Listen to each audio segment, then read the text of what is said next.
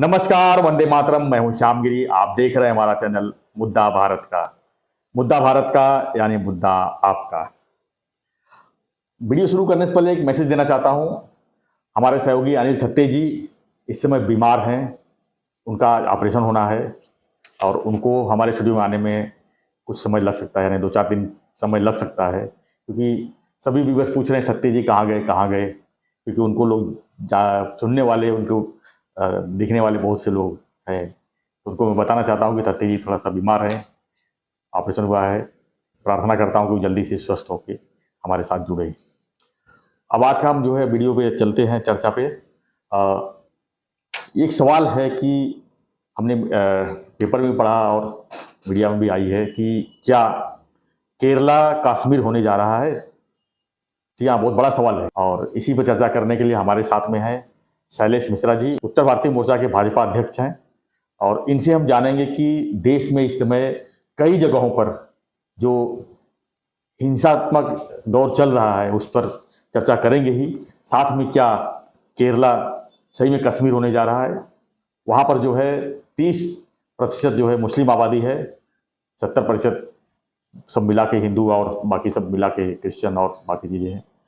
तो इसी पर एक सेमिनार हुआ गोवा में, जिसमें भाग लेने के लिए राकेश नेलिथेया जी ने जो है अपनी वहाँ का दर्द बयान की, हिंदुओं की दर्द की बयान की। और उन्होंने कहा कि जिस तरह माहौल वहाँ पर बना हुआ है, जिस तरह वहाँ पर प्रचार प्रसार किया जा रहा है हिंदुओं के खिलाफ, कुल मिला के देखते हुए यही कह सकते हैं कि सही में केरला कश्मीर होने जा रहा है। यानी जो सन 1990 वाली जो कश्मीर थी, जो वहाँ शांति थी, अचानक जो है वहाँ पर हिंसा हुई, यही स्थिति जो है केरला में बनी हुई है। तो मिश्रा जी, आपका स्वागत है हमारे चैनल में। नमस्कार। हमारा जो सवाल है, देश में कई भागों पर तो हिंसा हो रही है। जैसे पश्चिम बंगाल में वहाँ चुनाव का माहौल है, थोड़ा सा स्थानीय चुनाव है, उसको लेके वहाँ पर हिंसा है। मणिपुर में हिंसा है। और केरला में जिस तरह से उन्होंने अपना दर्द बयान किए हिंदुओं के प्रति कि केरला जो है कश्मीर होने जा रहा है, इस पर क्या कहेंगे आप? इसमें किसकी दोष मानते हैं आप? देखिए, अखंड भारत में, खुशहाल और समृद्ध भारत में केरला को देवभूमि कहा जाता था। बिल्कुल 100% साक्षरता अगर पूरे देश में है तो 100% साक्षरता, और वही एक ऐसा प्रदेश था जहां पे महिलाओं की संख्या पुरुषों से अधिक थी और हर तरीके से संपन्न, बौद्धिक रूप से, आर्थिक रूप से, शैक्षणिक रूप से, सांस्कृतिक रूप से बहुत ही संपन्न प्रदेश केरला जी। केरला को नजर लग गई। कैसे नजर लग गई? हमारी सभ्यता को जो ये विदेशी सभ्यता ने चारों तरफ से घेर के समाप्त करने का प्रयास किया है, उसी का अंग है केरला के अंदर आज होती हुई हिंसा और धर्मांतरण। जैसे ही पेट्रोल का महत्व इस दुनिया में बढ़ता गया, पेट्रो डॉलर का महत्व बढ़ता गया, केरला में कम्युनिस्ट शासन में मजदूरों को और कामगारों को महत्व मिलता गया और वो लोगों ने अपनी जरूरतों को पूरा करने के लिए वहाँ पे नर्सिंग की और फैब्रिकेशन की और ऐसी कई सारी एक्टिविटीज चालू की, जहाँ पे कुशल मजदूर पैदा होने लगे। अब वो कुशल मजदूर 70 साल के जो अपना भारत का राज रहा, एक विशेष विचारधारा का, वो लोगों ने वो रफ्तार में प्रयास ने प्रगति नहीं किया भारत का, जिस रफ्तार से आबादी बढ़ती गई और एक कारीगर बनते गए। तो ये कारीगर गए कहाँ आखिर? ये सारे गए मिडिल ईस्ट में। और मिडिल ईस्ट से उनको जो ये दिनार का पैसा आया, ये पैसे से एक पीढ़ी, 2 पीढ़ी, 3 पीढ़ी होते होते धीरे धीरे उनके प्रभाव में पूरी तरीके से केरला आते गया। वहां पे पहले क्रिश्चियनिटी, बाद में मुस्लिम धर्म का इतना प्रचार प्रसार हो गया। इसमें धन बल का बहुत ज्यादा प्रयोग किया गया, विदेशी धन बल का बहुत ज्यादा प्रयोग किया गया। और ये जो विदेशी विचारधारा है, भारतीय कम्युनिस्ट पार्टी मार्क्सवादी, ये अपने आप में विदेशी विचारधारा है। तो ये विदेशी पैसा, विदेशी विचारधारा, इसने एक ऐसा विलक्षण, एक ऐसा क्या क्रूर एक समीकरण बनाया कि किसी भी तरीके से यहाँ के लोगों को या तो इनको दारू पिला के और इनको नशे का अधीन बना के, इनको अपनी जो मूल विचारधारा है भारतीय संस्कृति, सनातन धर्म की, वहां से कैसे दूर किया जाए। और युवाओं को अगर वो शिक्षित हो जा रहे तो मिशनरी के माध्यम से शिक्षित करके उनको वो जो मूल हिंदुत्व विचारधारा के हैं वहां से उनको कैसे दूर किया जाए। जी। अभी ज्वलंत उदाहरण जैसे अभी आपने बताया, राकेश नीलिथैया जी ने गोवा में जाके अपनी व्यथा का बयान किया है कि कैसे अभी संघ परिवार को अपनी शाखा या अपने मैदानों में जो अपने संघ की शाखा लगती थी उसके ऊपर भी पाबंदी लगा दी गई है। एक तरफ तो ये लोग कहते हैं कि आजादी है, बोलने की आजादी है, अपना धर्म प्रचार प्रसार करने की आजादी है, लेकिन क्या हिंदुत्व को प्रचार प्रसार करने के लिए, अपना हिंदू धर्म कायम करने के लिए आजादी नहीं है? साथ ही साथ अभी जब मैदान में पहले पाबंदी लगा दी गई, अभी उसको मंदिर में पाबंदी लगा दी गई है कि मंदिर में शाखा नहीं लिया जाएगा। तो घुमा फिरा के ये क्या क्या कहना चाहते हैं? हर तरीके से ये अपने संघ परिवार के माध्यम से जो हिंदुत्व की रक्षा का एक बहुत बड़ा कार्य हो रहा है उसके अंदर व्यवधान पैदा करना चाहते हैं। और एक तरफ कन्वर्जन के लिए, एक तरफ धर्म परिवर्तन के लिए बढ़ावा दे रहे हैं। यानी ये सीधा सीधा हिसाब ऐसा है ना, आज 30% आबादी केरला का मतलब समझ लीजिए माइनॉरिटी हो गया है, मुस्लिम और क्रिश्चियन धर्म हो गया है। अब वहां पे हिंदुओं को हिंदुओं से आपस में लड़ाने का एक पूरी व्यवस्था कर दी गई है, षड्यंत्र रच दिया गया है। एक तरफ ये कंसोलिडेट हो जाते हैं, एक तरफ इनका मतांतर कंसोलिडेट हो जाता है और बाद में जाति के नाम पे हिंदुओं को बांटा जाता है। और अगर वो किसी भी तरीके से अपने धर्म के लिए अगर कोई कार्य करना चाहता है, बता दीजिए हमारे हिंदू धर्म के मान्यता के हिसाब से अगर किसी घर में कोई मृत्यु हो जाती है तो 14-15 दिन तक सूतक लग जाता है। अब सूतक के अंदर हमको मंदिरों में जाने का, हम खुद नहीं जाते हैं, लेकिन अभी उस व्यवस्था को हटा दिया गया है। जो हमारे धर्म नियम कानून है बनाए हुए हमारे पूर्वजों ने, एक तरह से मंदिरों को भ्रष्ट किया जा रहा है। और ये सब एक सोची समझी साजिश के तहत किया जा रहा है, ये ऐसा अनायास नहीं हो रहा है। तो और दूसरी एक हमारे हिंदू धर्म में एक जो कमी जिसको मैं कह सकता हूं कि हमारे पास प्रतिकार करने के लिए कोई ऐसी स्थायी व्यवस्था नहीं है। अगर कोई समझ लीजिए हमारे देवी देवताओं को विडंबना करता है, खंडित करता है, तो उसको हम क्या सजा देते हैं, क्या शिक्षा देते हैं? ऐसी कौन सी व्यवस्था है? कुछ भी नहीं। कानून ही एक ऐसी व्यवस्था है। आज जो आदि पुरुष जो पिक्चर आई हुई है उसके अंदर सोचो, मर्यादा पुरुषोत्तम श्री राम और श्री राम के भक्त हनुमान, और हनुमान जी की उनके बुद्धि विवेक उनकी शक्ति, इसके बारे में हनुमान चालीसा ही खाली अगर पढ़ ले तो आपको अंदाजा आ जाएगा। लेकिन अभी सारी वेशभूषा, सारा जो एज है, मतलब 5000 साल 10,000 साल पहले का आप बता रहे हैं, और आज की टपोरी हिंदी भाषा में आप उनके मुख से ऐसे बुलवाने का प्रयास कर रहे हैं। यानी क्या है, विडंबना नहीं कर रहे हैं आप हमारे क्या उसमें टपोरी लैंग्वेज थी? अरे वो टपोरी लैंग्वेज, उस समय पे भी दानव राक्षस भी संस्कृत में संवाद करते थे और एक प्रोटोकॉल, एक मर्यादा का पालन करते थे। लेकिन ये कुछ लोग अपना पेट पालने के लिए और टीआरपी बढ़ाने के लिए पहले तो कवि बन जाते हैं, शायर बन जाते हैं, कव्वाली गाने लगते हैं, और उसके बाद में थोड़ा जरा नाम आ जाता है तो ये लोग अपने घर के बहन बेटी को नहीं बेच सकते हैं तो अपने देवी देवता को ही बेचने लगते हैं। बेच ही रहे ना। तो इनको मैं आह्वान करता हूं सारे हिंदू समाज से कि इनको अपने अपने परी से, अपने अपने तरीके से इनको दंडित करने के लिए अपनी व्यवस्था करें।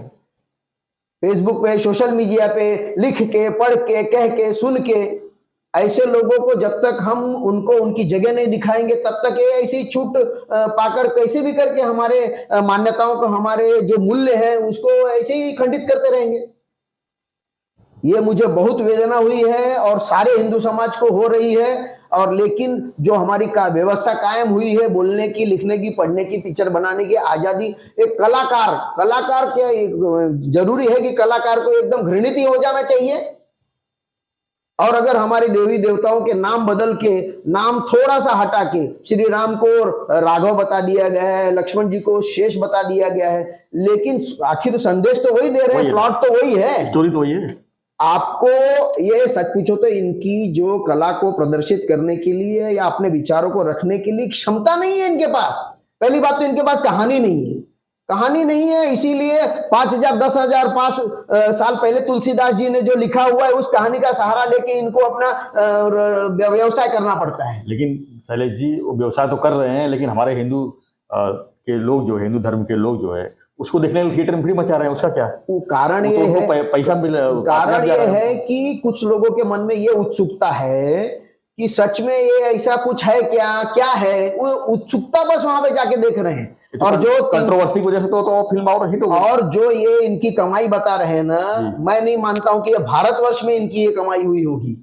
आज पूरा विश्व एक गांव बन चुका है।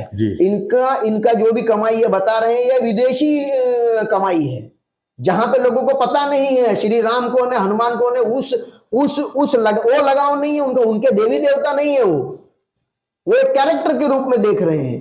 हमारी तो पूरी भावनाएं उनसे जुड़ी हुई है। मैं आपकी भावनाओं को समझ सकता हूं शैलेश जी। एक सवाल यहाँ पे ये उठता है कि हमारा जो देश का आबादी 130 करोड़ लगभग है, जिसमें से 100 करोड़ हिंदू हैं और 30 करोड़ अदर लोग हैं, दूसरे कम्युनिटी के लोग। तो क्या 100 करोड़ आपस में बट गए हैं? मानते हैं आप? मैं तो ये मानता हूं। देखिए, आज जो हम भोग रहे हैं ना, इसका बीज 970 साल पहले पड़ा हुआ है। जब हमारी ये समृद्ध सोने की चिड़िया कहे जाने वाला भारत, हमारी सभ्यता पे विदेशी सभ्यता का आक्रमण होने लग गया, और हम लोग हमारी अच्छाई, हमारी अहिंसा, हमारे सत्य, हमारे धर्म के विचार, बाकी सब तो पंथ है, धर्म थोड़ी है। धर्म विश्व में सिर्फ एक ही है, हिंदू धर्म है, सनातन धर्म है, बाकी सब पंथ है।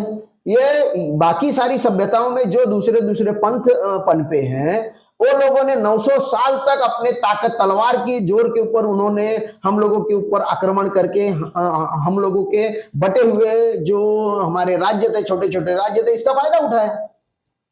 और उसका ही कंटिन्यूएशन पीरियड पिछले 70 साल से जो हमारे देश में राज चला, वो उसका ही एक्सटेंशन था। तो ये 970 साल की जो व्यवस्था उन्होंने हमारे सभ्यता को समाप्त करने के लिए बनाई है, मोदी जी के नेतृत्व में 9 साल में उसका हम मुकाबला कर रहे हैं, और 9 साल में हम उनको हरा रहे हैं। इसीलिए ये लोग मतलब इस तरीके से अपना हर तरीके से लैंड जिहाद, लव जिहाद, मीडिया जिहाद, पिक्चर का जिहाद, हर तरीके, ड्रग्स का जिहाद, नशे का जिहाद, हर तरीके का जिहाद वो लोग करके अपने 970 साल से जो हमारे ऊपर एक थोपने का प्रयास किया है, एक सभ्य भारत के ऊपर एक असभ्यता को थोपने का प्रयास किया गया है, इसका मुंहतोड़ जवाब मोदी जी दे रहे हैं। हमको खुलकर मोदी जी का साथ देना चाहिए, योगी जी का साथ देना चाहिए। नहीं तो फिर ये लोग, मुझे ऐसा एक देश बता दीजिए जहां पे पूरी तरीके से इस्लामिक राज है और वो सुख शांति से रह रहा है, बताइए। कोई नहीं। भारत तब तक ही सुख शांति से रह रहा है जब तक यहाँ पे हिंदुत्व है, और हिंदुत्व मेजॉरिटी में है, तब तक इनको सेक्युलरिज्म भी सूझ रहा है। आज केरला में कहां है सेक्युलरिज्म? कश्मीर में कहां है सेक्युलरिज्म? जहां जहां पे ये लोग, पश्चिम बंगाल में कहां है? सही आपने बताया। अबे वो मुख्यमंत्री तो हिंदू ही है, सारे मुख्य, लेकिन ये लोग अपने वोट के लिए, अपने तुष्टीकरण के लिए हिंदुओं का बलि चढ़ा रहे हैं, हिंदुओं की विचारधारा को नष्ट भ्रष्ट कर रहे हैं। मैं आह्वान करता हूं सारे हिंदुओं से कि आप लोग संगठित हो जाओ, जाति का भेदभाव भूल के पूरी तरीके से हम सिर्फ हिंदू हैं, सिर्फ सनातन धर्म है हमारा। बिल्कुल। और ऐसे लोगों को, ऐसे कपटी लोगों को पहचानो, और पहचान के जो भी आपकी क्षमता है, आप एक मजदूर हो सकते हैं, आप एक व्यवसायी हो सकते हैं, आप एक शिक्षक हो सकते हैं। जिस तरीके से नाना प्रकार का लव जिहाद चल रहा है, नाना प्रकार का जिहाद चल रहा है, उस तरीके से हर हिंदू को अपने अपने लेवल पे, अपने अपने जो भी कुशलता उनके अंदर है, उस कुशलता का उपयोग करके उनको इसका प्रतिकार करना है। Thank you Shailesh ji. तो हमारा चर्चा यही था कि क्या केरला कश्मीर होने जा रहा है? क्या पश्चिम बंगाल में भी वही हालत बने हुए हैं? मणिपुर की हिंसा आप देख ही रहे हैं कि लोग जो है उसमें नियंत्रण ही नहीं हो पा रहा है। वहाँ सेना को मारा जा रहा है मणिपुर में जो है। अब यहाँ पर उद्धव जी जो है, मोदी जी कह रहे हैं आप वहाँ पर जाइए। जब वहाँ पर सेना गए हैं, वहाँ पर अपना नियंत्रण के लिए जूझ रहे हैं, और उनको उकसा रहे हैं, मोदी जी नहीं गए वहाँ पर। तो इस तरह की जो विचारधाराएं बनी हुई है हमारे देश में, मुझे लगता है कि दूसरे शत्रु की जरूरत नहीं है। हमारे देश में ही सब शत्रु, हिंदू का ही शत्रु बना हुआ है। और ये जो है आने वाले दिन के लिए, जो है इस समय के लिए ठीक नहीं लग रहा है। हम अब नहीं जागृत होंगे, शायद समय निकल गया रहेगा, और बाद में कहेंगे कि ऐसा नहीं वैसा हुआ, ऐसा नहीं वैसा हुआ। इससे जिम्मेदार हम भी हैं। हमारे हाथ में चाबी है, लेकिन हम उसका इस्तेमाल नहीं कर रहे हैं। लोकतंत्र है, देश हमारा सबसे बड़ा लोकतंत्र है, उसका जो इस तरह से गैर इस्तेमाल हो रहा है उसको आपको समझने की ज़रूरत है। क्योंकि जो वोट देने वाला है वो अच्छी तरह समझता है कि हम किसको वोट देने जा रहे हैं और इसका परिणाम क्या होगा। तो हमारा चर्चा कैसी रही, आप हमें कमेंट बॉक्स में अपनी प्रतिक्रिया जरूर दें और बने रहिए हमारे साथ, देखते रहिए हमारा चैनल मुद्दा भारत का। धन्यवाद शैलेश जी, धन्यवाद, जय हिंद।